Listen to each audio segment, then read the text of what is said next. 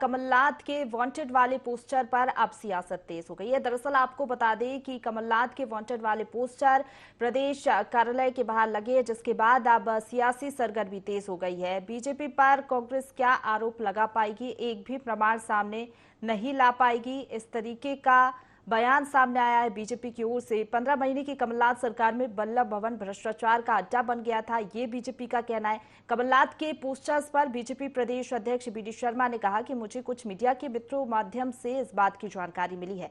उन्होंने अपना 15 महीने की सरकार में जनता के लिए ऐसा क्या किया होगा जिसके चलते उनके लिए इस तरह के शब्द प्रयोग किए जा रहे हैं।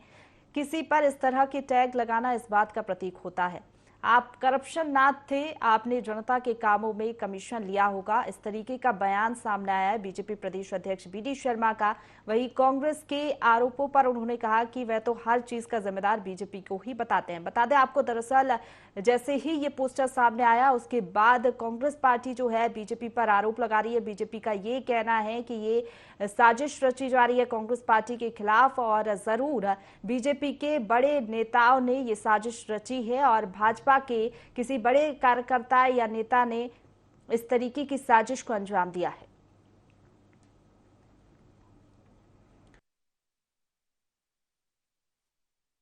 देखो, बीजेपी पे क्या आरोप लगा पाएगी। कांग्रेस आज तक एक आरोप का प्रमाण पत्र नहीं ला पाए, और इनके जितने भी आरोप थे, 15 महीने की उस सरकार के बल्लभ भवन को कैसे दलालों का अड्डा बनाया था, किस तरह से छापे पड़े थे उस समय के कांग्रेस की सरकार के लोगों पर, और किस तरह से रुपया बरामद हुआ था, ये देखने वाली बात है। इसलिए ये क्या आरोप लगाएंगे जो ऊपर से नीचे तक पूरे रंगे हुए, काले पुती हुई है। पोस्टर लगे हैं, ये आप लोगों से जानकारी हमें मिल रही है।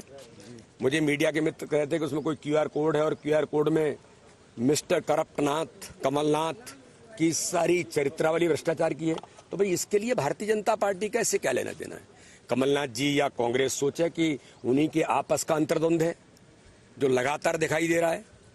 जूतम पैजार हो रही है, जगह जगह पर संघर्ष है, बेटों की लड़ाई है। तो बेटों की लड़ाई में अब उनको देखना चाहिए कि बेटों की लड़ाई में जो दूसरे युवा हैं, कहीं उनका कमाल तो नहीं है। ये उनके बारे में उन्हें सोचना चाहिए। भारतीय जनता पार्टी सकारात्मक राजनीति करती है। हम अपने विकास के मुद्दे पर, मध्य प्रदेश में हाँ विकास हुआ है, मैं गर्व से कहता हूं, और एक एक नागरिक मध्य प्रदेश का कहता है हाँ मध्य प्रदेश के अंदर सड़क, बिजली, पानी, गरीबों का गरीब कल्याण की योजना मानी प्रधानमंत्री मोदी जी के नेतृत्व में हर प्रकार से लोगों के जीवन को बदलने का अभियान भारतीय जनता पार्टी ने लिया है। इसलिए हम सकारात्मक राजनीति करते हैं, विकास की राजनीति करते हैं।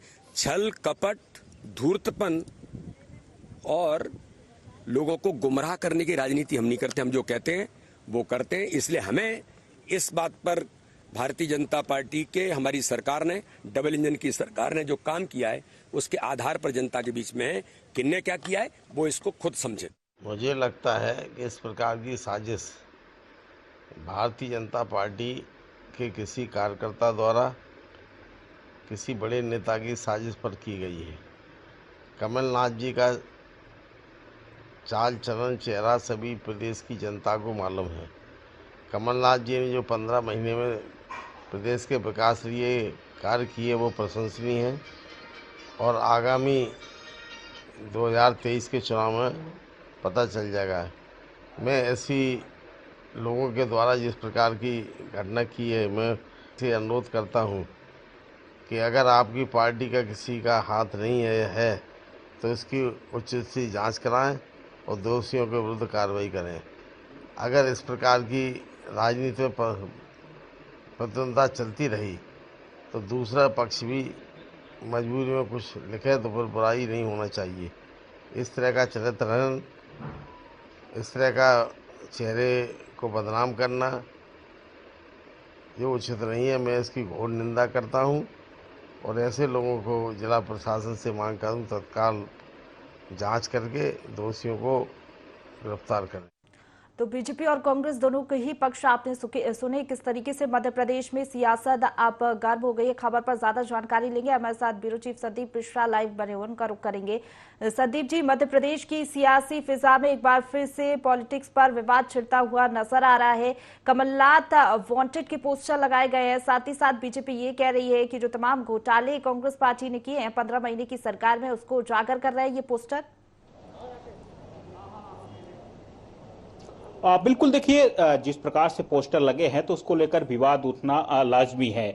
यहाँ पर अगर हम बात करें तो भारतीय जनता पार्टी का स्पष्ट कहना है कि ये पोस्टर जो है वो भारतीय जनता पार्टी की ओर से नहीं लगाए गए हैं, लेकिन जिस प्रकार से पोस्टरों में उल्लेख किया गया है उनके घोटालों का, उनका जो जिक्र किया गया है पीसीसी चीफ कमलनाथ का, और उनको मिस्टर करप्शन नाथ के नाम से संबोधित किया गया है, और वांटेड के भी उसमें लिखा गया है पीसीसी चीफ कमलनाथ को। तो भारतीय जनता पार्टी का स्पष्ट यही कहना है, बीजेपी प्रदेश अध्यक्ष बीडी शर्मा ने भी कहा है कि इस तरह से उनकी करनी और कथनी भी रही है। जिस प्रकार से जनता से झूठ बोलने का उन्होंने लगातार काम किया है, जिस प्रकार से उन्होंने लगातार भय और भ्रष्टाचार का कहीं न कहीं नजारा दिखाया है, तो उसी की बानगी इस पोस्टर के रूप में दिख रही है। उन्होंने यह भी कहा बीजेपी प्रदेश अध्यक्ष बीडी शर्मा ने कि कुछ लोगों ने उनसे यह भी बताया है कि क्यूआर कोड भी उसमें है, जिसके माध्यम से आप स्कैन करो तो उसमें सारी चीजें दिखती है कि पीसीसी चीफ कमलनाथ और कांग्रेस पार्टी के अन्य नेताओं ने किस प्रकार से अलग अलग घोटालों को अंजाम दिया है। तो बड़ा आरोप भारतीय जनता पार्टी ने लगाया है। हालांकि यहां पर स्पष्ट इन सारी ठीक है संदीप जी, आप बने रहिए हमारे साथ। कांग्रेस और बीजेपी का पक्ष रखने के लिए हमारे साथ दो राजनीतिक मेहमान जुड़ गए हैं। कांग्रेस पार्टी से हमारे साथ मीडिया विभाग उपाध्यक्ष संतोष गौतम जी जुड़ गए हैं, साथ ही साथ बीजेपी से सह मीडिया प्रभारी नरेंद्र शिवाजी पटेल हमारे साथ जुड़ गए हैं। आप दोनों का बहुत स्वागत है RNT 24 में। सबसे पहले नरेंद्र जी, मैं आपके पास ही आना चाहूंगी। जिस तरीके से वांटेड कमलनाथ, करप्शन नाथ कमलनाथ, इस तरीके के पोस्टर लगे हुए हैं, कांग्रेस पार्टी तो ये कह रही है कि बीजेपी ने ये षड्यंत्र रचा है, बीजेपी के किसी बड़े कार्यकर्ता की ये साजिश है। कोई साजिश नहीं है, हम तो साफ साफ और स्पष्ट रूप से कह रहे हैं कि कमलनाथ जी को इन प्रश्नों का जवाब देना चाहिए। अब पोस्टर पंपलेट कौन लगा गया वो एक अलग विषय है, लेकिन ये तो साफ और स्पष्ट जो उसमें आरोप लगाए गए उनका जवाब देना कमलनाथ जी, और अभी कांग्रेस को उन प्रश्नों के उत्तर देना चाहिए जो प्रश्न जनता के द्वारा पूछे जा रहे हैं।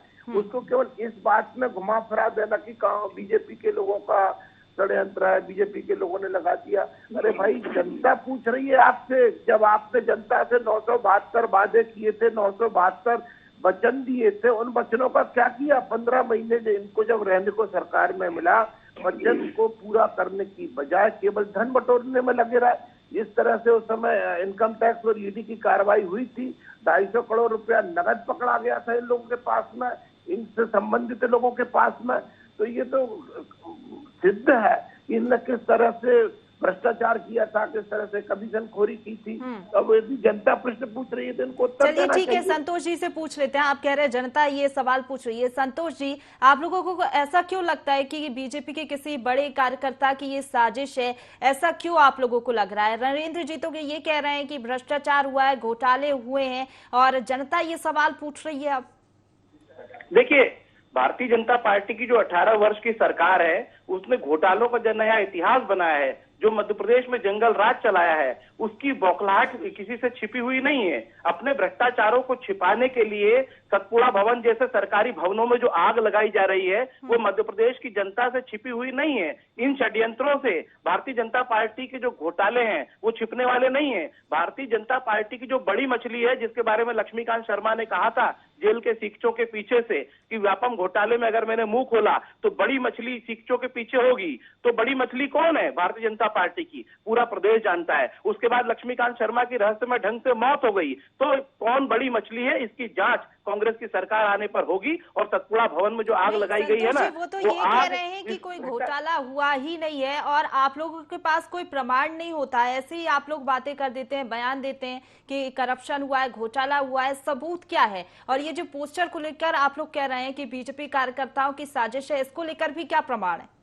जी, मैं वही तो मैं कह रहा हूँ ना कि इस भ्रष्टाचारी सरकार की चिता की वो भावी आग सतपुड़ा भवन में लगी है, जो 6 महीने पहले प्रदेश की जनता को दिखाई दे रही है। ये आग ऐसे ही नहीं लगी है, ये अपने काले कुकर्मों को छिपाने के लिए लगाई गई आग है। आप देखिए, अभी महाकाल लोक में घोटाला कर दिया, व्यापम का घोटाला कर दिया, 55 से अधिक मौतें हुई, उसके बाद ई टेंडरिंग का घोटाला हुआ, नर्मदा नदी का अवैध उत्खनन हो रहा है, चौहान लिखे डंपर होशंगाबाद रोड पर घूमते रहते हैं, साधना चलिए टैक्स की ठीक है, चर्चा है मध्य ठीक है, प्रदेश में। ये ठीक है, साधना ठीक है। टैक्स क्या है?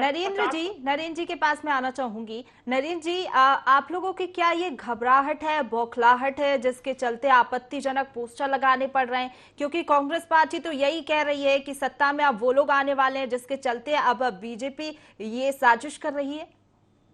ना देखिए, हमको किसी तरह की साजिश करने की जरूरत नहीं है, किसी तरह से गुपचुप कोई पोस्टर लगाने की जरूरत नहीं है।